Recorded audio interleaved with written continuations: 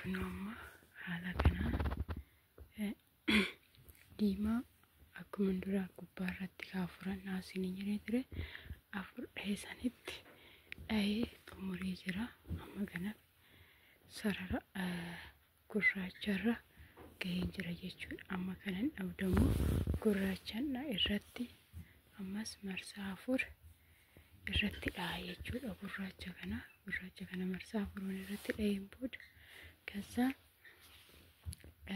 akkuma kanatti bal'achaa bareedatu deemaa sinin jechuu jaaladha. Kun kanatti haala kanaan gatti dammaqee jedhee irraa bareedu iyyuu laala. Amma gubbaarri kun fakkeenyaaf boodatti yeroo masoobiidhaan olitti tagaaxxamee jedhee gadi irraa harkifama haala kanaan jechuudha. Waxxirra jedhee irraa gadi hin harkifama jechuudha. Haala kanaan irraa gadi masoobitti yoo wannu jedhe gadi gurraacha kanas akkanumatti dhadhaadha jechuudha.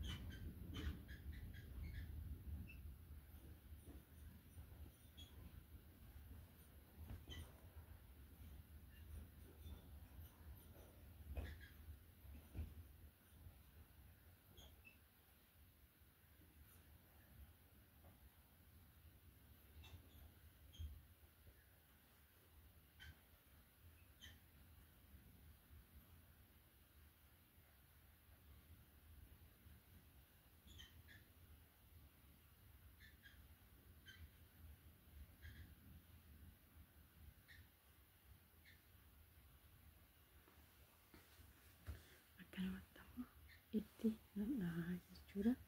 Kana fakkaata haga xumurasaa teneen akkanumatti nadhaa sinin jechuu jaaladha. Kana fakkaata nagaarra naaf turaayee amma fiixee xumureetuma daantelee hundaa xumureetuma viidiyoo isiniif hojjedhama soo biratti itti godhee jechuudha. Sinin jira akkasitti viidiyoo kana daawwadhaa, laayik, sheerii, koomentii gochuun dagatinaa turtii gaarii isiniif haa ta'u.